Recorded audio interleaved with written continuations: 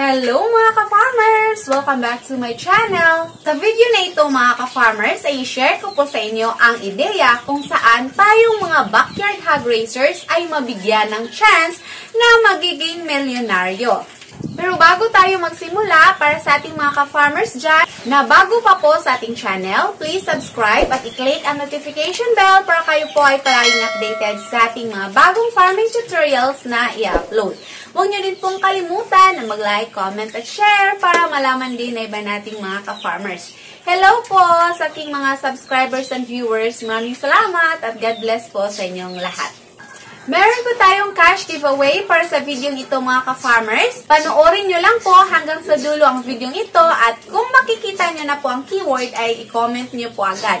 Kung sino po yung unang makakomment sa keyword ay mananalo po ng 50 pesos GCash. So ano pang hinihintay nyo mga ka-farmers? Watch this video until the end and comment the keyword para kayo na po ang panalo. So, ang tinutukoy ko po mga ka-farmers na ideya kung saan tayong mga backyard hog raisers ay mabigyan ng chance na maging milyonaryo ay ang pag-aalaga ng barako. Na-shock kayo, no? Yes, it is a little bit shocking mga ka-farmers na sa pag-aalaga pala ng barako, pwede tayong maging milyonaryo kahit backyard hog raiser lang po tayo. Ito ang ideya mga ka-farmers na hindi po alam ng karamihan. Kung meron tayong barako mga ka-farmers, pwede po tayong makapagbenta ng semen kung saan ito ay nasa presyo ng 800 to 850. At tandaan ninyo mga ka-farmers na kapag nakapag-try na kayong magbenta ng semen ng barako, pwede po kayong makapag-serve all over the Philippines mga ka-farmers. Ngayon po, ang negosyo easy na po kasi pwede tayong gumawa ng mga Facebook page kung saan doon natin i-post yung ating mga products mga ka-farmers, mga ganun po. So, ganun na po kadali ngayon para makilala tayo ng mga tao. Usually, kapag malayo mga ka-farmers, ilagay lang po yan sa ice chest at meron po yung mga paraan kung ano ang tamang pag-handle ng semen mga ka-farmers para okay pa po siya sa receiver. Tulad ng Davsec at saka Vidavet Philippines mga ka-farmers, kung nakikita nyo po, ang dami po nilang orders all over the Philippines. So, the same po yung technique na gagamitin ninyo mga ka-farmers kung sakaling meron na po kayong barako. At aside sa pagbebenta ng semen mga ka-farmers, kapag sa mga malapit na lugar lang, ay pwede po nating dalhin mismo ang barako kapag merong nag-hit na inahin. Tulad dito sa amin mga ka-farmers, yung provider po ng barako ay dinadala lang po niya ang barako sa aming mga inahin. At yun mga ka-farmers, kapag manganganak na po ang inahin, ay meron na po siyang bayad na isang biik. At imagine mga ka-farmers, ang isang biik ngayon ay nasa 3,000 to 4,000 pesos na po. So, ganyan po kaganda mga ka-farmers kapag meron kang barako. At imagine mga ka-farmers kung magkano ang inyong kikitain lalo na kapag marami na po kayong pinagsiserbisyuhan. So, di ba mga ka-farmers, ang ganda po ng ideyang ito? Ang dapat nilang pong gawin para makapagsimula mga ka-farmers ay dapat magkaroon kayo ng magandang breed ng barako para marami po yung magkakagusto at makabili talaga sa inyo mga ka-farmers para makapagpalahi din sila sa kanilang mga baboy. Dapat piliin ninyo mga ka-farmers ang barako na merong magandang katawan at maraming simelya.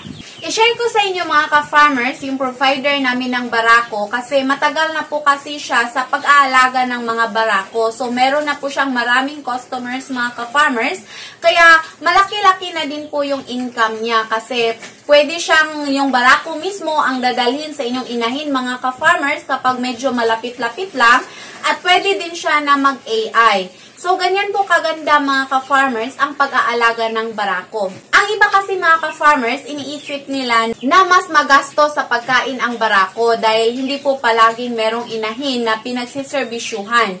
Pero kung meron kang mga ideya mga ka-farmers, kapag meron ka ng barako, pwede kang kumontak sa mga tao na merong mga inahin na pwede kang magserbisyo, na pwede silang magpapabarako kapag mag-hit na ang kanilang inahin or pwede din na AI mga ka-farmers. At yung mga nasa malalayong lugar ay pwede na po kayong mag-ship out. Hindi naman magastos sa pagkain ang barako mga ka-farmers dahil tulad ng mga inahin, pwede tayong makapaghalo na sa kanilang pagkain. Kadalasan sa mga barako, hindi po sila mapili sa pagkain mga ka-farmers. So yan po ang ideya mga ka-farmers na first kong i-share ngayong 2024 para mabigyan naman tayo ng chance kung saan pwede tayong makapag-increase sa ating income gamit ang ating pagbababuyan. So, bago tayo mag-end mga ka-farmers, magbibigay po muna ako ng update sa aking mga baboy. So, ito na po sila. Pwede na po silang panglitsunin mga ka-farmers. Ito po yung tatlo na nasa kabilang kulungan. Yung mga 8 mga ka-farmers, andun din sa kabila. So, ganito na po sila kalaki ngayon. Ayan. Medyo nangangayayat sila ngayon mga ka-farmers. Ayan. Kasi nagtatai sila ng mga 2 araw mga ka-farmers. Kaya nag-inject kami ng Terramycin LA. At hindi po umepekto agad yung Terramycin LA mga ka-farmers. Siguro mas strong po yung bacteria na nakakain nila. Ang duda kasi namin yung feeds nila ay nadumihan or pinaihian ng daga mga ka-farmers. Kasi dito ngayon, kahit na nasa loob ng bahay yung feeds na inilagay namin mga ka-farmers, marami pa ring mga daga na pumupunta doon. Maaamoy talaga nila yung feeds mga ka-farmers. So, yun po yung duda namin na nakakain sila ng ihi or dumi ng daga. Kaya, hindi sila agad na agapan ng Terramycin LA. Nung naobserbahan namin na hindi sila naagapan agad ng Terramycin LA mga ka-farmers, nag-follow up kami ng Bacterid. Ang Terramycin LA kasi, single dose lang po yan. So, hindi kami pwede na mag-follow up ng inject sa kanila gamit ang Terramycin LA. So, ang ginawa namin ay nag-follow up kami gamit ang Bacterid. So, ngayon mga ka-farmers, ito na po sila. Okay na po. Ayan. Ayan. Dik. So, ito na po sila mga ka-farmers. Ayan. Malakas lang naman silang kumain, pero yun lang, basang-basa talaga yung dumi nila na parang tubig. At sa tingin natin, hindi na siya pwedeng gamutin natin ng mga dahon-dahon mga ka-farmers, kaya antibiotic na agad yung ibinigay namin. So, pasalamat po tayo sa ating Panginoon mga ka-farmers na okay na po yung ating 3 biik, wala na po yung basang-basang dumi nila. Yun lamang po mga ka-farmers ang may share ko for today's video. Sana po ay makukunan nyo po ng idea na ang pagbabarako pala ay magkakaroon tayo ng chance na magiging milyonaryo kapag marami na po ang ating mga barako at marami na po tayong customers. So, easy lang po mga ka-farmers kung paano tayo ma-known sa mga tao.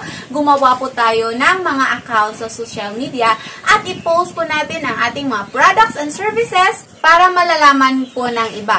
Huwag niyo lamang po kalimutan na mag-subscribe at i-click ang notification bell para kayo po ay palaging updated sa ating mga bagong farming tutorials na i-upload. Huwag niyo din pong kalimutan na mag-like, comment at share para malaman din na iba nating mga ka-farmers. Thank you for watching! Happy farming! God bless everyone and Happy New Year!